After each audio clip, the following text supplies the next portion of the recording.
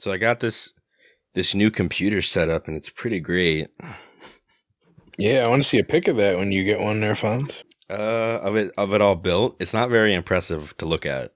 Like, it's got some cool stuff in it, but there's no like colorful lights or anything. I mean, that's fine. I kept it super basic. Can you see into it and see the innards from the outwards? Yeah, it's got a tinted glass window, which means if there's no lights, you can't see much, but you can see it, kind of. If you could get a picture of the insides, I'd like to see it. Because I could just take off the glass panel and just get like a clean picture of the inside, and then you could see. Yeah, that piece of computer kind of sounds like that. Yeah. I enjoy seeing a pretty inside of a computer as much as I like seeing like the whole setup and all the pretty lights and stuff. Yeah. There's not a whole lot of pretty lights. There's like maybe one little white light somewhere from the motherboard, and it's not nothing else lights up in there. But it's Mine used to have red RGBs, but since I changed motherboards, I didn't hook them back up right or something, so they don't actually work. But I don't care enough, and it actually is better for if I leave it on at night. Yeah. And I want to like download something, then I cannot have the lights be something I either have to cover up my computer and risk it overheating or sleep with an annoying red tint to the room. Gotcha. I prefer not having them. I never thought this computer would take the space of the PS5. Like PS5, like I have this shelf next to my desk and it has all my consoles on it, but the computer's so huge that there was like a shelf that the PS5 was, too tall to go anywhere else. But now the PS5 is up top, where before the PC, it would have made everything top heavy. But now that the PC is here to stabilize it all, it can be up there safely. And now I just have this tower of power over here that is probably going to overheat if I run too many things at once. Tower of power. It's like it's like one of those kitchen, like metal grate shelves. So everything every shelf that something is sitting on, it doesn't actually restrict any airflow on the bottom. So it can just like all the blowers can just shoot off in any direction. Doesn't matter. So that's a nice benefit of that. But yeah, but it's all set up now, and that's actually what I'm recording on tonight. So fun stuff. Yeah. I'm gonna have a powerful recording set. Wait till you do your first stream with it. Oh man, you're gonna be like in heaven. That's what I'm looking forward to the most. The idea of actually being able to stream, 60 frames, 1080p, like just straight up, what it should be. Yeah, I'm gonna tune in for that. Welcome to the Fonz high quality stream. I haven't set up any new alerts or anything, so it's gonna feel exactly like it always has. It'll be smoother. I'm excited. We gotta do another Elden Ring stream pretty soon, man. That would be the best test of it all. I have not played in so long, and the reason for that is it's what Discord says you're doing every day, all day. Yeah, no, I set my custom status to it because that's what I was doing every day. But in between when I started Valheim and V Rising, I've just been working, doing things with my girlfriend, and I just have not. There was also another reason why I stopped. I think I told you guys was I kind of got the sadness syndrome. It's like, yeah, you can start a new character, but once you beat it the first time, like you beat it, it's gone. There's no more. And I don't want that to happen. I want more. So I'm just like afraid to beat it because that's how I was with Bloodborne. I mean, Dark Souls 3 as well. Like recently I went back and beat the Lord of Cinder at the end, but I didn't actually even ignite the flame. I just beat the boss and then walked away. I was like, I don't want to finish this because I wanted to still be able to run around the land and do whatever I wanted. But Bloodborne was the same way. Like I still haven't beaten Garmin yet. Like I still haven't gone into that fight. Like I finished the entire DLC, and I'm like, I just want to hang around in these chalice dungeons or whatever. I don't want to start over. Too. Yeah, I did all the Dark Souls 3 DLC as well. I just don't want to finish it because I don't want to really do New Game Plus, and I want to still just have the freedom of the world. So it feels so final to go in and like, actually put those last cutscenes in motion. I just don't want to do it. Cam can relate to this conversation so well right now. I got my car's brakes fixed today, boys. Nice. You be stopping. Yeah. You be stopping and stuff. Efficiently. Nice. Yeah. Now you are safe on the road. Yeah. All right. So, I mean, I kind of like was cool with this like pre-episode going a little while because honestly, this episode I do not expect to take very long. Yeah, it's 11:35. We can get started. Yeah. see if we can make this last until after midnight. I don't know if we can.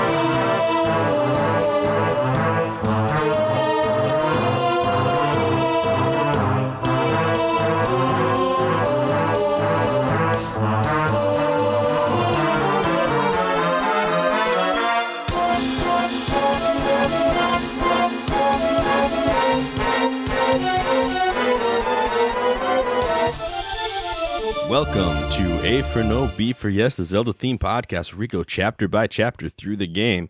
My name is Ryan Fonzie, and I'm a frog that needs to be returned to his partner. With me, as always, I am Anthony. Oh no, we just gunned to the trigger. You want a duel? First time? I think that was the first time. All right, go ahead. I am Tony Giglione, and I just attained a bachelor's degree in glaciology. And I'm Cameron Hagee, a blanket used exclusively for cuddles. Nice. It's like a Snuggie, but not. Yeah. Snuggie. Like a cami. So yeah, speaking of frogs, guys, there was something I forgot to mention last episode when we were talking about that frog.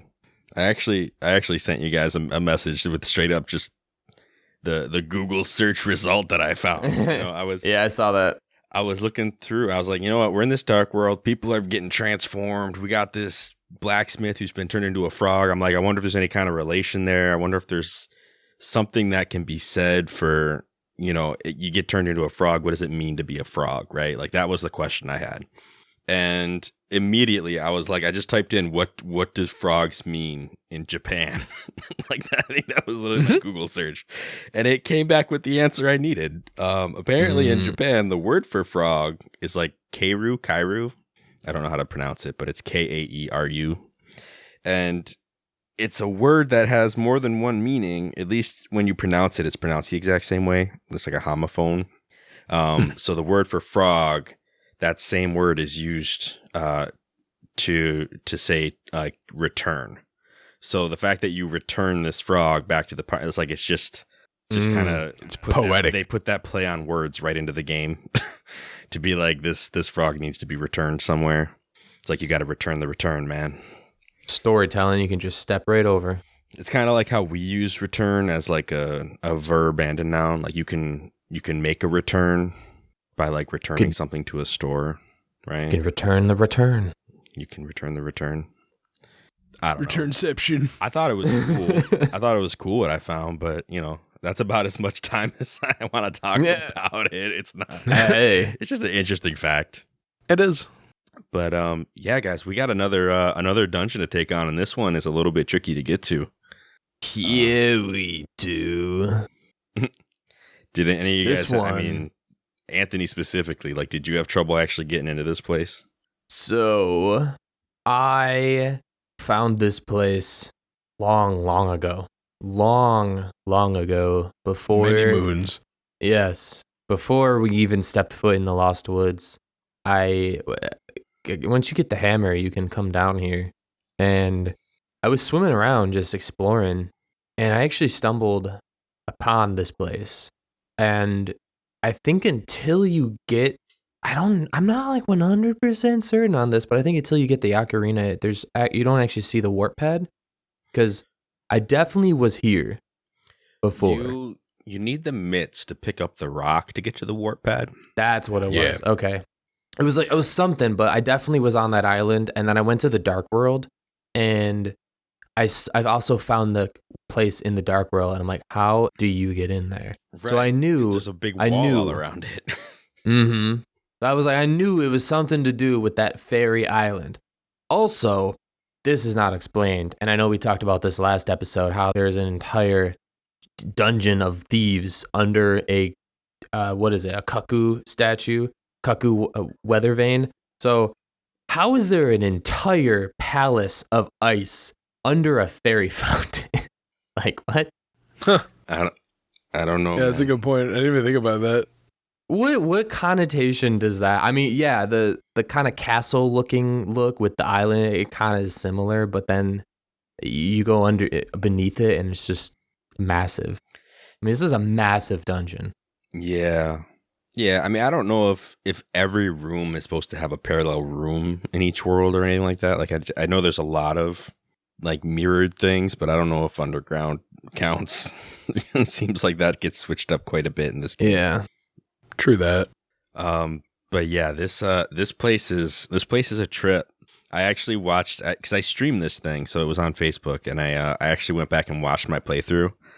Oh my goodness, when you get into it, and listen, I've played through it once before, and I still just got super lost. Like I was circling this place over and over. Like there were times where I knew exactly where I needed to go, but you have to like make a big track of like, 5 or 6 rooms to get back to where you want to get to after you make like one step. And it's like, I don't know. It's pretty much. It's a lot. This place is a lot. What I have to say about this place is slaps roof of palace. Man, this baby can hold 7 whole basement floors. So many holes for you to drop down in and stairs for you to climb up. Oh, you're going to have a grand time in this labyrinth. Salesman slaps the hood. You can fit so many pengators in here. That's right. You can fit so much evil in this palace. It just goes right on down. Oh my goodness. Pengators, man. Pengators, man. It's like something straight out of Avatar Last Airbender, where they would just take 2 different animals and just throw them together and be like, look, that's an Avatar animal now. I was playing it with Cameron on Discord. No, sorry. This was the same night, I think. I was talking to Cameron about speedrunning the other dungeon. And I get to this place. I was playing ahead of time. And I saw the Pengators, and I just wrote in chat to him, what in the Chernobyl are these things? Oh, I remember that. Because I was just, what the heck? This is not a Zelda enemy at all. But I did love them. I did love fighting them. Yeah. Which one is the Pengator? The ones that look like a cross between a penguin and a gator. They slide around like penguins, and there's like dozens of them in the room.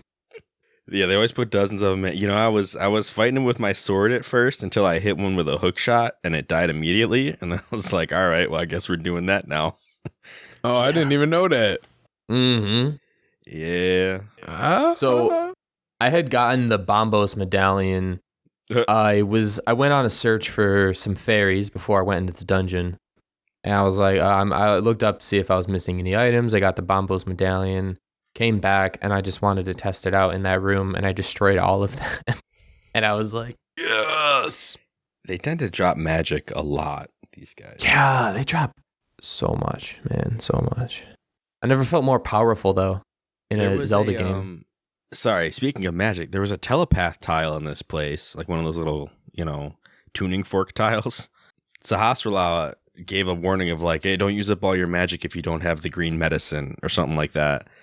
And I was like, there's green jars everywhere. Like everything is dropping them. Like, why are you giving me this warning right now? What are you talking about? When you have the half magic ability, it's like this warning is silly. It's super unnecessary. True. Yeah. I mean, I get it because the ending, like there is an actual like need for magic, but we'll get to that. Did you guys get the optional item in this place? No, I saw it. No, wait. The armor, right? Yeah. Oh, yeah, I did. The blue tunic. I totally forgot about that because it wasn't Same. even. It's like, what do you mean? There's an item. I fell down that hole, saw the chest, was like, oh, I know what I need to do. I need to like go under the stairs and like blow up a different hole and go down that. Went all the way around. Was fighting one of those like ice dudes that jumps out of the wall. And while I was fighting him, fell down the hole again that I originally fell down. Was like, no. So correct me if I'm wrong here, because this is my first time through this, and I might have done this wrong. But you go to the depths. I think Sahasrara says something, or whoever's over the intercom says something. Now you must go to the depths of this dungeon. So you go through the depths, and there's an extensive like part of the dungeon again. Almost kind of like a giant circle, because you can like go back up at some point and then continue the circle again. So correct me if I'm wrong, but there's like a certain part where you have to hit the blue and orange switches to actually drop down to the boss. And I couldn't figure it out. The only way I could do it was to go all the way around the dungeon almost, get the item, and come back around to that spot after hitting the switch to actually be able to get to that spot. I'm not sure if that's how you do it, if there's an easier way. I think there's an easier way, but it's not obvious. There's a right off of where we get the tunic. There's a like you go to the right, and if you go up, there's a room that you can't just like go through. Like the room that you go to the right, you have to like drop a block down into an area and then go from there. But like even that, like to get the switch to make that room functional, you have to find a bunch of keys that are like really oddly placed. Because there's a switch like 2 rooms up from it, but you just need keys, and the keys are hidden in the stupidest place. Like there's one room with all these conveyor belts, and like it's just a big gauntlet of conveyor belts and spike traps with Bari floating around in it. Yeah, one of those Bari just has a key. And I was like, all right, I thought these guys were all obstacles, but I guess not. That's actually a mandatory spot that tripped me up. You're talking about the conveyor belt and the spikes? Yeah. Yeah, that's like mandatory. I didn't feel that annoyed me. That was one of the only places that I actually got stuck for a while. I told Cameron, because at the end of that conveyor belt, there's a locked door. And I kept going back and forth, dodging the berry and the black. I don't know the name of them. Yeah, little squiggle things that come out of the wall. Yeah. There's no key before that, so you actually have to get that berry to get through that door. And believe me, I was stuck there for an hour almost. 40 minutes to an hour trying to figure out where is this key. What am I doing wrong? And then I finally just smashed all the berry, and I saw the key, and I was like, no. Did you so in one of these other rooms, it's actually a room that you can pass through. You just destroy the things in the room. There's actually a button in the room, and you press it and it opens a door to go down. It's part of making the circle to get back to the blue tunic. But in that room, one of the random skulls on the ground also has a key under it, but you don't immediately need it. So if you just keep passing through that room looking for stuff and never like break all the skulls, you wouldn't find it. That one got me until pretty late in the dungeon. And there's just a couple other, like, just random stuff like that where you needed to kind of search everything in every room. Yeah, if you remember back to, I think it was the Forest Temple or the Forest Palace in the Dark World, where I said that I was getting annoyed having to go through the same room and falling through those or teleporting, falling through the traps, the hand guys coming down and grabbing you. But I had to get every single thing at least once in the room before I moved on. It's stuff like this that's been ingrained in me playing this game since I was younger. That's like, I have to check everything in this room. It's basically like OCD when you play this game for long enough. You remember, I didn't pick up that skull. That could be a key. I could spend an hour here. I should go pick up that skull. Right. Did either of you guys find a bomb wall? I saw a bomb wall when I went back and watched my replay, but I when I was playing, I never actually opened it. I didn't see it when I was playing. It doesn't open. I remember finding a cracked wall, but it was only just for show. Mm-hmm. Are you serious? There's nothing behind it. Bombs I don't feel ran so bad into now. it. Nothing. It's a troll. Yeah, it's a room where you have to hook shot across the spikes, and there was a crack right across the spikes. But I was watching, and I was like, oh, I never opened that wall. I wonder what that is. But now I'm kind of happy that I didn't even try. Yeah. I thought I was special. I was like, this is the only cracked wall I've seen in the entire dungeon. It's like, oh, and it's just for show. Okay. It's like a troll at that point almost, because in one of the temples they hid a necessary thing behind a wall that was bombable at the bottom of a room that was kind of unnecessary, but you just happen to go there and have to run up a lot. And now they just show a cracked wall and there's nothing behind it. There's like, hey, you thought. And imagine in the 90s, like you're playing this game in 93, okay? You don't know Zelda games. You don't know that they're meant to trip. This game's like trying to trip you up. You go to this dungeon and you see that wall and you can't blow it up or get into it. And even before that, when you get to the room with the 2 Stelphos knights and there's that crack in the middle of the floor that you can't blow up. Oh, yeah. Stuff like that is like, do I have enough items? Do I have all the items that I need for what I'm trying to do here? Am I missing something? Do I have to go get the super bombs? Are there super bombs? I could imagine that those trolls were horrible to people in the early 90s before you just go on the internet and find it. Yeah, right.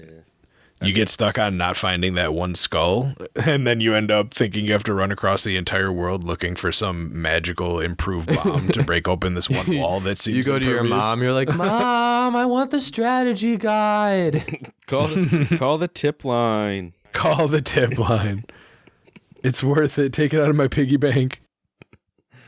Oh my goodness.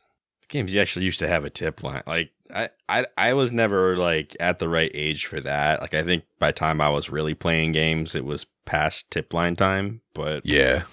But I've heard the stories, and I think that's hilarious that some of their stuff was so open-ended, ambiguous, and hard to like just stumble upon that you had to call the tip line and they have to tell you, oh yeah, lift a skull. Can you imagine the worker of the tip line just sitting there with like 200 pages of secrets in a Zelda game, and then the guy's like, oh yeah, so I'm in this place and there's a crack wall and I don't know how to get past it. And the guy's like, all right, so let me ask, what dungeon are you in? I'm in the Ice Palace. All right, let me go to chapter 8. Okay, flip through 600 pages here. Pretty much, yeah.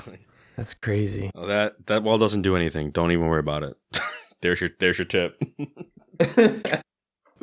Oh, then what do I do 2 hours later? I would check the skulls. Oh, okay. Oh, goodness. But yeah, no, I think overall I probably circled this place maybe 6 times before I like found my way through to like part 3. I imagine part 1 is everything. That sounds about right. Is everything before you see that message that says now it's time to delve into the depth, like be prepared to dive into the depths of the dungeon. I'm like, thanks, Sahasrarla. Pretty sure I'm already in the depths, but I guess not. Was the big key the entrance to the second and third part, or was it the entrance to the third part? I can't remember. The big key would have been like right before the second part. 'Cause big key's pretty early in this one. Yeah, that's what I thought. True that. I imagine the second part is getting the tunic and finding your way through the like making the block fall down. Like that's like a whole circuit with like a couple offshoots that you need to kind of clear out. And then the third part I think is just up to the boss, which is maybe just a handful of rooms at the end, but I think it's worth calling its own section just because every time I did a lap it was in section 2. Like that was the tough part. It was right in the middle of all this. Yeah.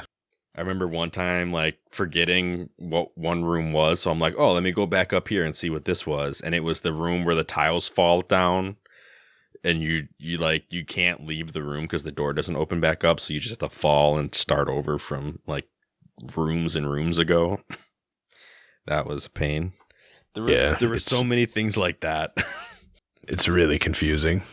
How I think about this dungeon is like you just go in, you get through the beginning little part, and then you all the way to the bottom, and then you got to work your way back up to basically where you dropped from, except in a different level of that floor. And then you got to solve everything that you just managed to get yourself through to get back to the top on the way back down, and then you get to the last part. Yeah. That middle part is definitely the meat and taters of it. Right. Yeah. And I don't know about the room with the block pushing down to make an easier way to activate those switches you were talking about, because I did what Anthony did and I flipped the switch and basically ran through the entire dungeon a time and a half to get back in order to lift up that rock. Yeah. The switch that I knew of was back on the conveyor belts, but you couldn't actually get through the next room because it had like the red blocks in the way. So I don't know what the other switch that you guys used was, but that's what I imagined. So when it was time to knock the blocks down the way, I ended up just going 2 rooms north, and I just needed a hidden key to get up there, and then there was a switch right there that was really easy to use. So when you fall down, there's just like... So I think there's only 2 switches in the dungeon then. Oh, yeah. So because as far as I was aware, the one I used was the only one I knew about. It was like the one, there's like skulls in the corners, right?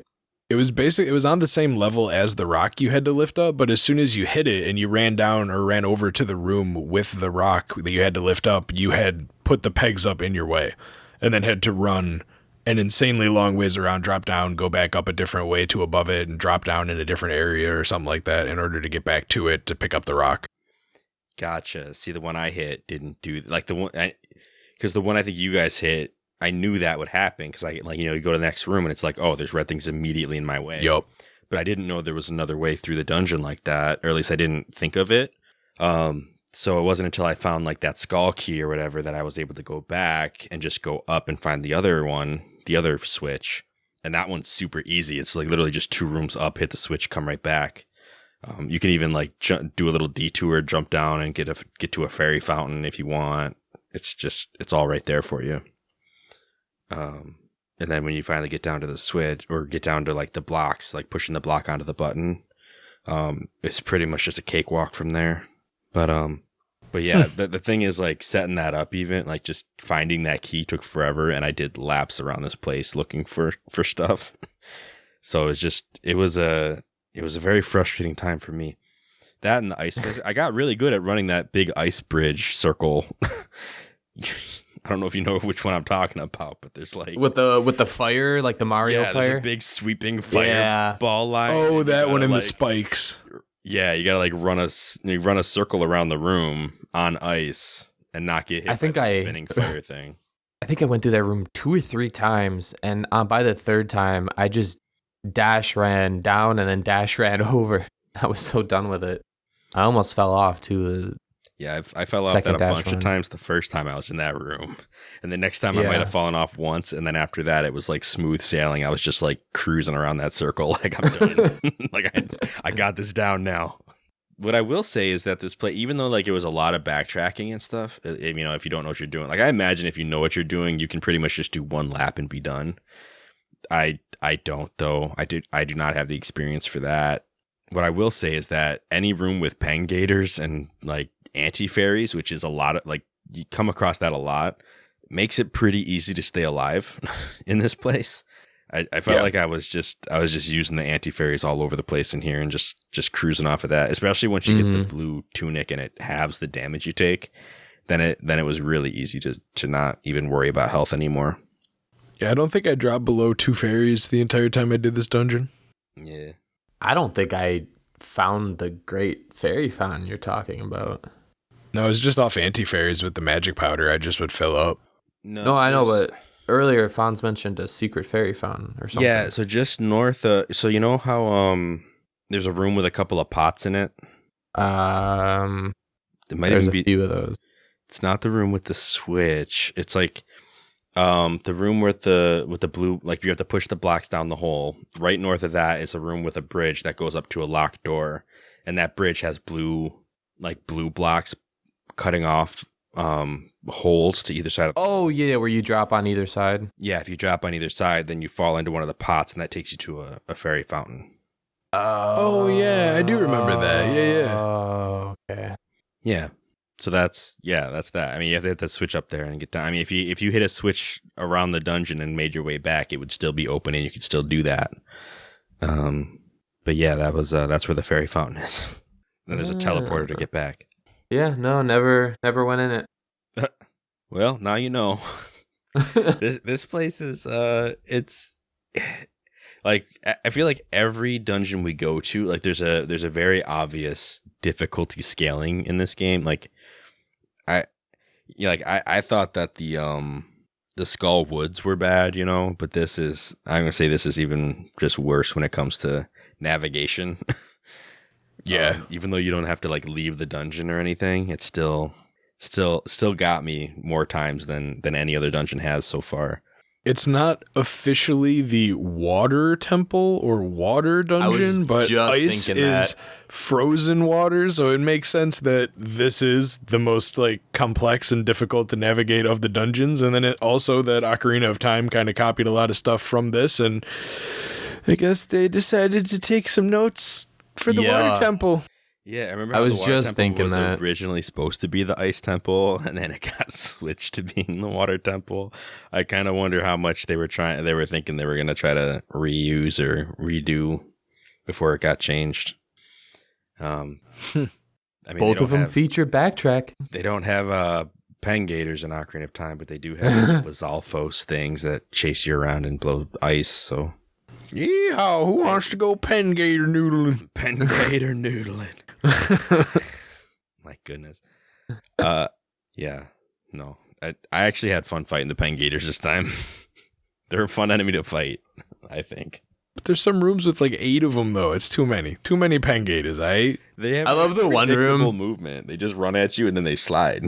I love the run room. You come out of the door and then there's just a line of Pengators like formation slide, and then they just fly at you. They make a big wall of Pengators. Yeah. Yep. You just have to kill the one right in front of you because the rest are going to miss. Yeah. And then not actually be able to move at you because they're like rooks in chess. Yeah. Pretty much. Scrubs. Man, these Pengators are scrubs. That's right. Learn to move in not cardinal directions, guy. But yeah, this was like the most vertical dungeon we've seen yet, too. I think it's 7 floors? Is that right? Yep. Maybe 8 if you count the boss room. I don't even know. It's a lot. Goes down deep. I got my game open right now. Looking it up. Okay, so yeah, there's 7 basement floors, and then the first floor you actually come in on. So there's 8 total floors in this bad boy. Slaps the roof again. Wow. You can fit so many floors in this dungeon. If you had an evil to floor ratio, do you know the amount of evil you could squeeze into this palace right now? No. Imagine it's a lot though. Oh man. So I mean, I guess we could talk about boss, right? The boss of this place. You guys ready for that? So the big frozen man. The guess what his name is? Anthony, you know what his name is? Normally you do. I do. It is Frozone's evil cousin, Cold Stare. Cold Stare. But it's not spelled like you think. They put some pizzazz on it. It is cold with a KH. Yeah, KH. Get it right. But stare is still STARE. Yeah. It's just cold stare. Cold stare.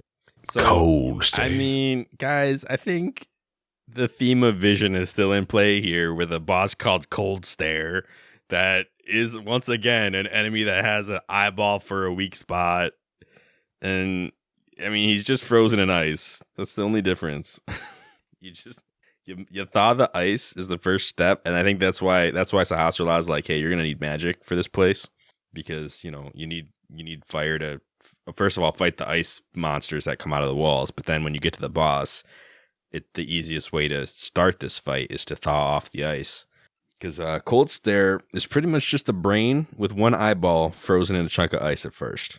I don't even know what his moveset is because I fought him pretty quick out of that phase.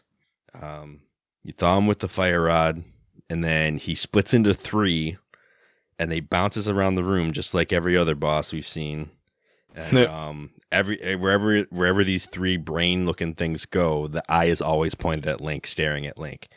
So he lives up to his name of Cold Stare, and he definitely still has that theme of like, he's locked on. Yeah, looking at you, locked on, looking for stuff, like he's floating around the room. Lock eyes from across the room. He He reminded me of that Kirby villain, the one who shoots. He's like a lightning cloud, shoots electricity. Oh, yeah. I don't know the name of that guy. Pretty similar design. I mean, neither. Isn't it just a mob, or is it actually a boss like that? No, he's a boss in Kirby. I just don't know his name. I can look him up real quick. Oh, the lightning cloud with the eyeball in it. Yeah. Is that one? Yeah. His name is Kracko. His name is Kracko. Yeah. His name is Kracko. That's our episode title. It's not even part of this game. His name is Kracko.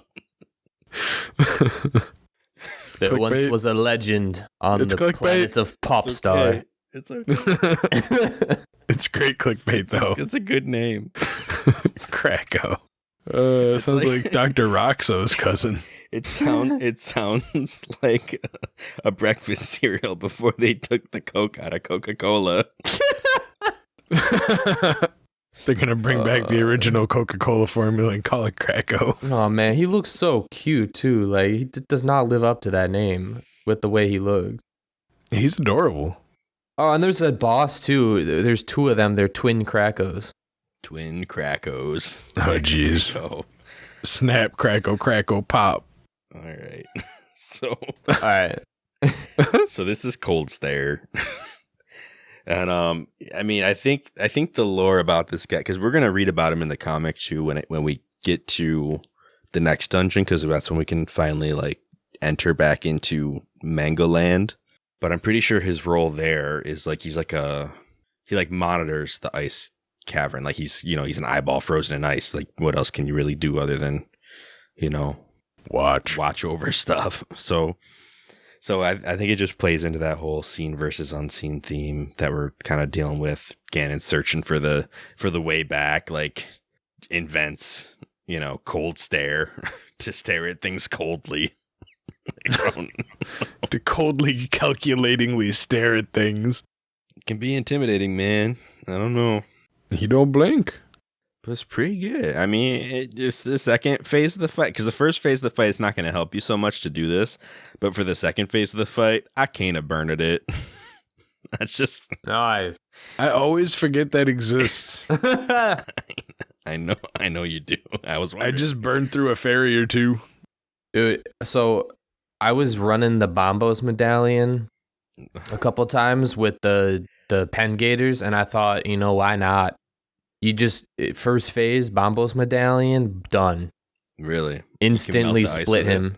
Nice. Yeah, you just instantly split him into the clouds, and then I just tried to like use the flame thing, the flame rod. After that, nice. You split him into triplet Krackos.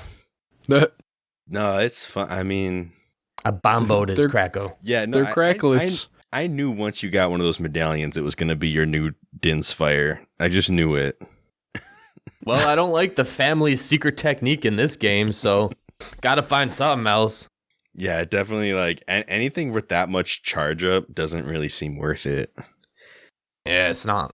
Some later Zelda titles give you a way to speed up your spin attack, but not. I mean, it has its uses, but it's very rare in this game. Situational. I don't even use the spin attack. Honestly, I think just holding it and running into enemies is better.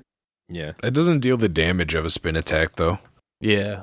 The actual spin attack itself does double damage of a normal strike. Oh. Speed running might be better. It's strong. It's good stuff. I mean, the thing is, like, right now, the fact that I was able to fight most of the stuff in this dungeon with the hook shot and, like, one-shot it, it's just... The sword is still not better than the hook shot, which is really weird because we did upgrade it not too long ago. The hook is mightier than the sword. There you go. Right? And these Baris don't know what to do when that hook comes through, man. Pen gators too. Pen gators too, man. That's the auto noodling device right there. Auto noodling device. Auto noodler.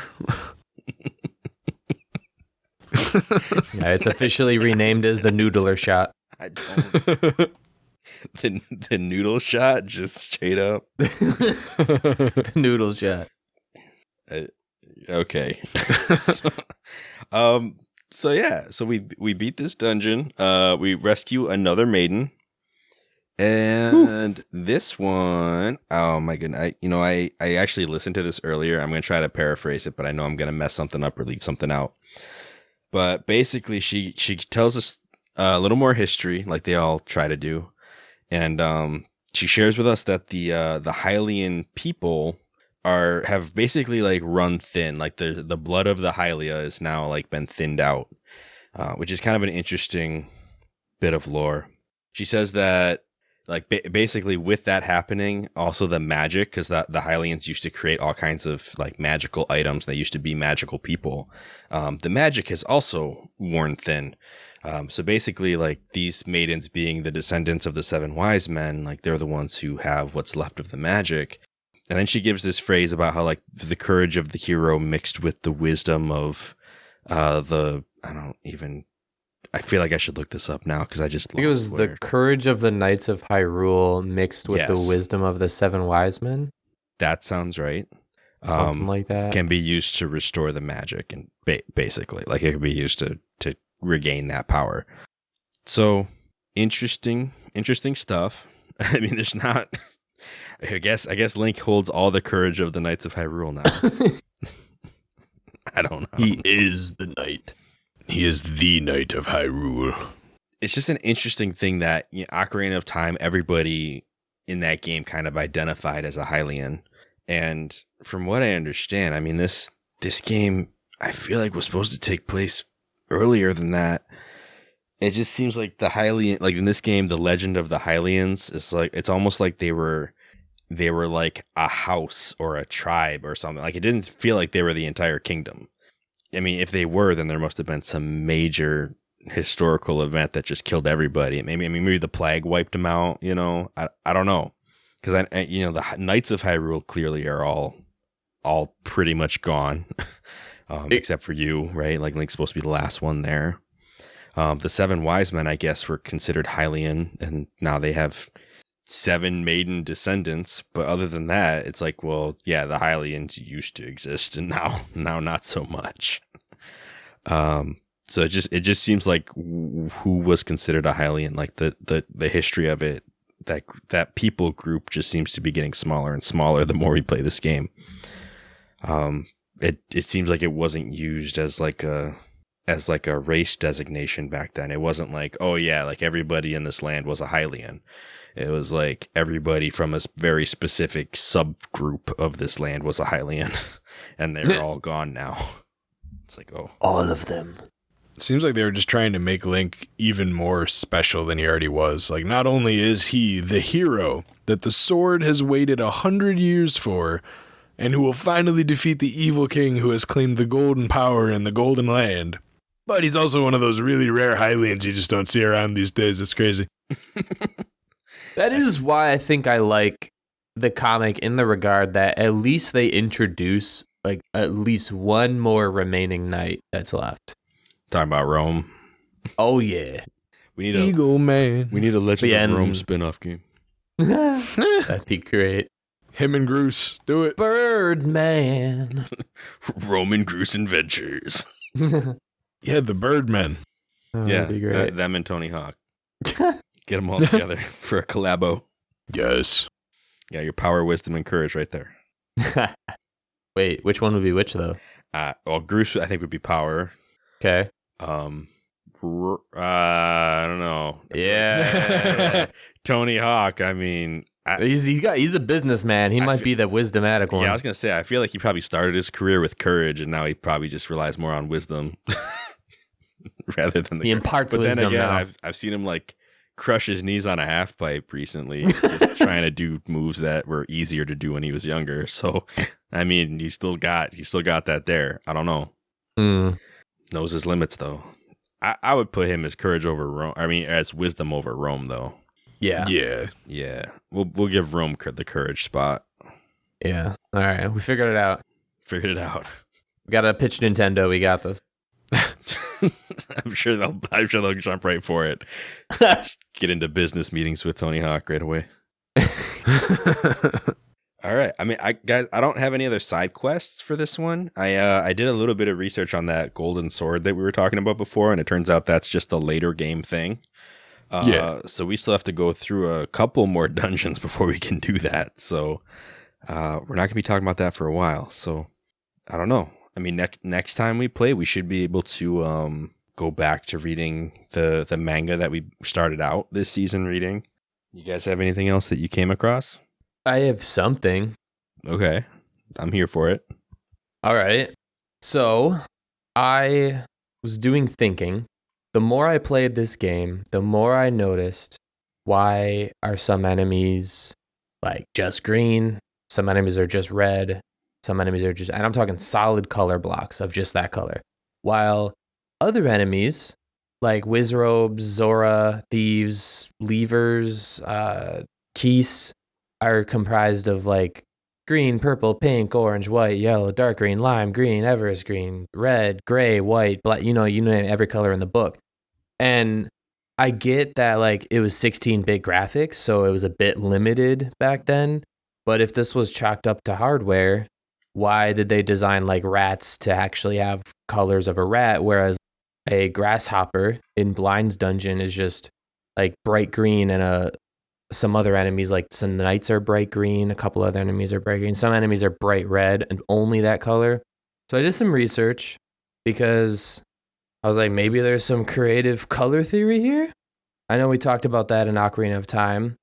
So I wanted to think, yes, there is some color theory here going on. So I put together like a little Google Doc here. And basically what I did was, so we have green, red, blue, gold, bronze. I actually put as a color category, and I'll explain that in a minute. And then we have other.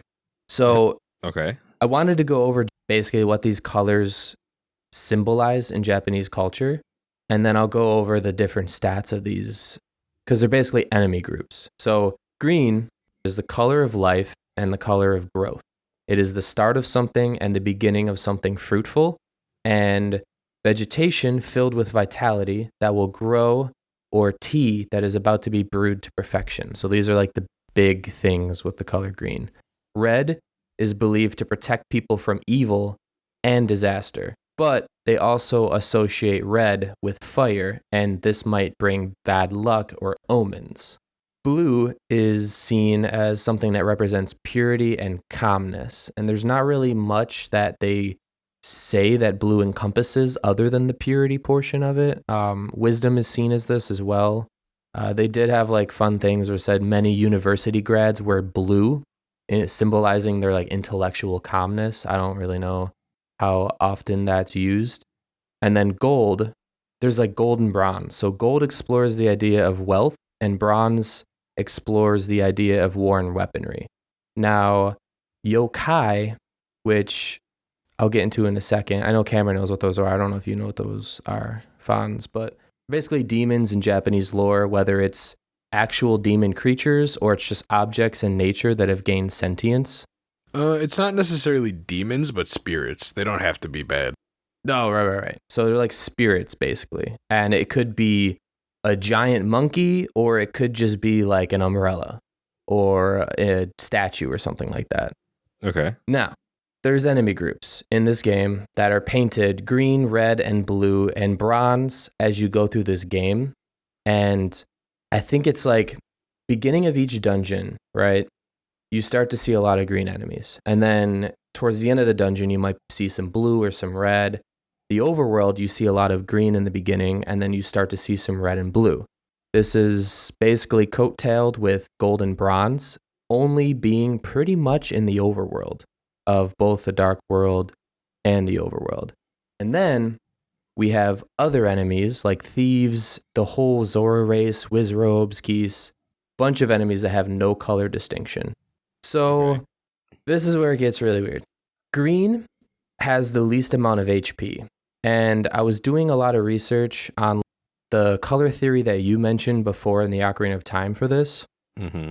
And then I did some research on the original NES game, because they have even less colors than this game.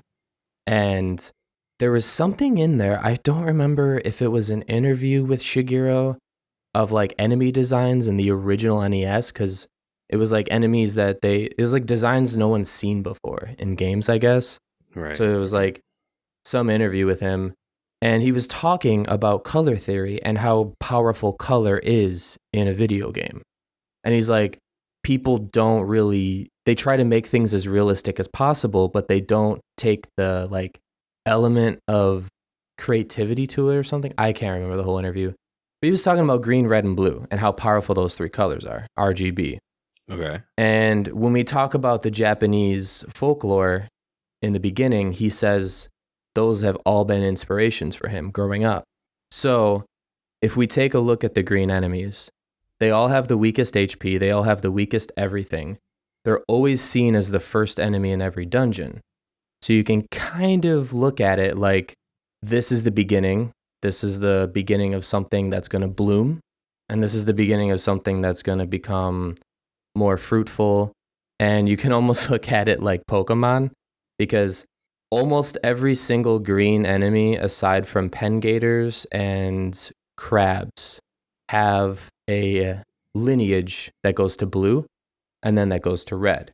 Now, blue has pretty much a lineage. If you start with blue, like a Zazak, it goes to red. Okay. And then red, you're either introduced as red or you're like the end of the evolution line.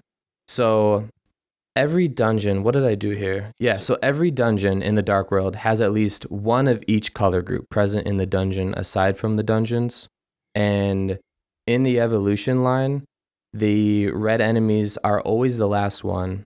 And this is the exception of the Hinox Cape. I went in depth with this.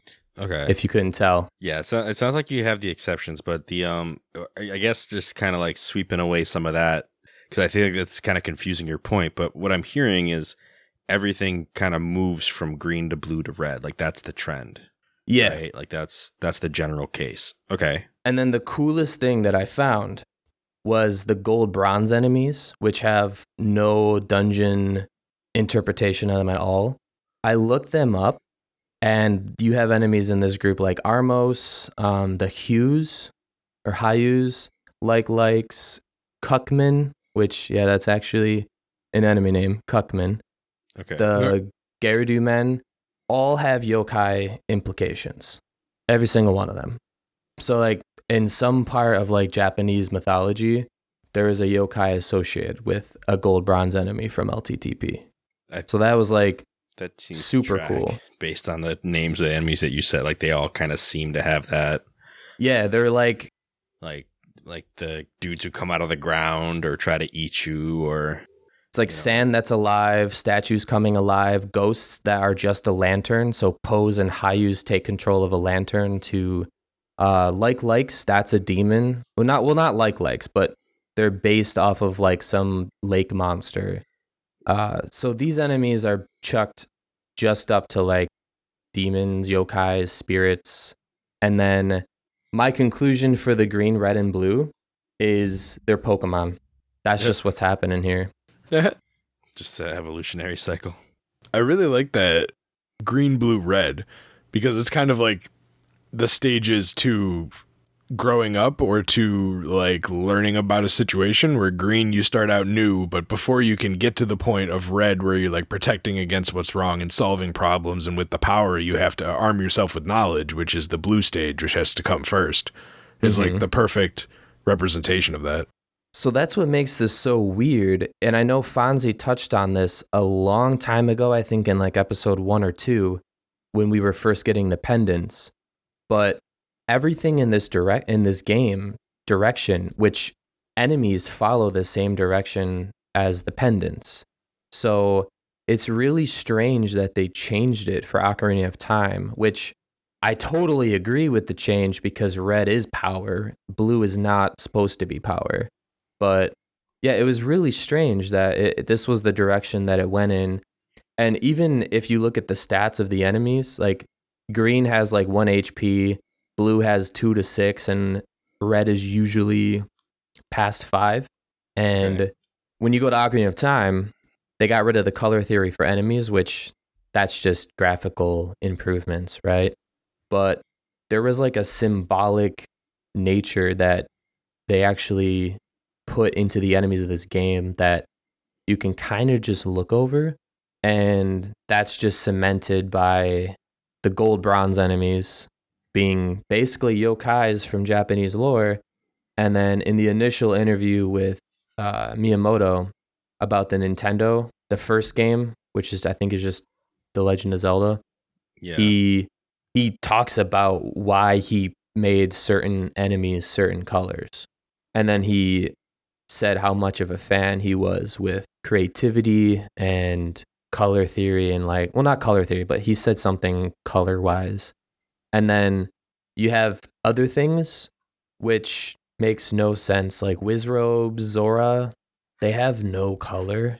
I couldn't figure out, like rats too. Rats are part of that. There's the crows. I couldn't figure out anything on them, why they had no significance of like color groups. But yeah, he based everything off of I think it's like 75% of the enemies in this game all have a color group. It's just really strange because they had the power to make everything like there's like, if you look at a Zoras are like green, red, blue, white, yellow. They have like every color in the rainbow. So it's really strange they stuck to color groups where they could have just made everything look real, because a lot of the color group enemies look fake. I don't want to sound mean. Like a lot of them just look kind of, I don't know. So it's really strange they just stuck with color groups. I like looked into why a lot of enemies have these color groups, and that's all I could find was like the lore implications of it. And they wanted to stick to the pendant. So it's kind of cool that they stuck to the pendant idea. Cool. It also follows the boss line too. Yeah, like in the beginning. Yeah, it's red, blue, green for the first 3 bosses. The bronze, which is the Moldorm, and then you fight Aghanim. And then I think, let me check here. Okay, yeah, I have it here. Then the next bosses go red, blue, red, red, blue, red, red, blue. Then there's green, and then there's one of the last bosses is a combination of red, blue, green, and then there's Aghanim. But no bosses have like a extra color line, like an other color line. They're not just designed. They're all have to do with the pendant of powers. Pendants of power, sorry. They all have to do with that color group. It's just so strange to me. Why was that a creative thing? Link also kind of follows that. When you start out, Link's wearing green until you get literally what we just got in this dungeon, which is blue, after beating a couple pretty confusing dungeons, like real testers for the wit a little bit, especially when you're younger. And we get the blue tunic.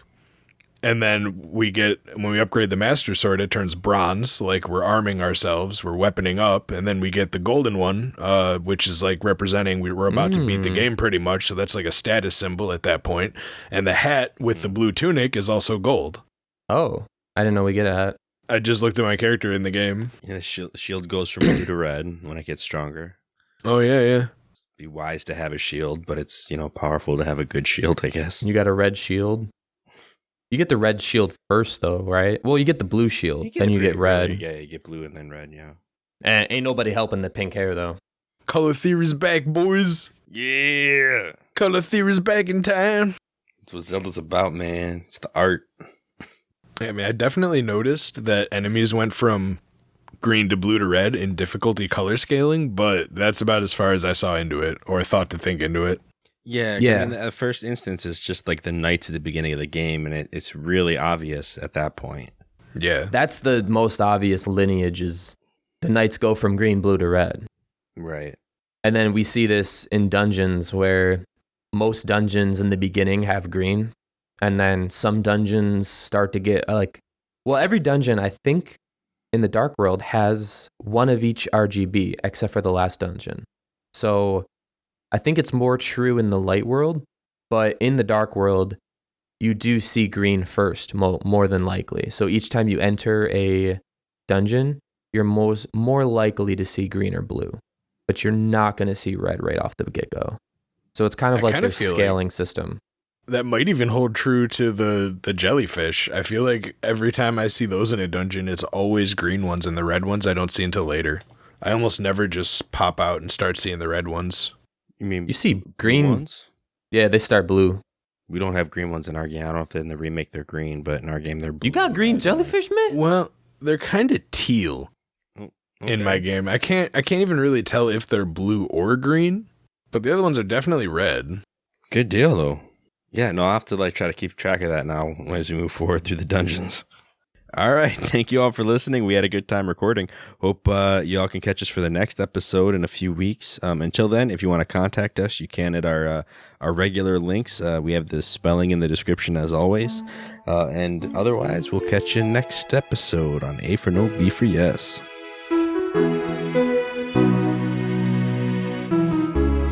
Did you get all that?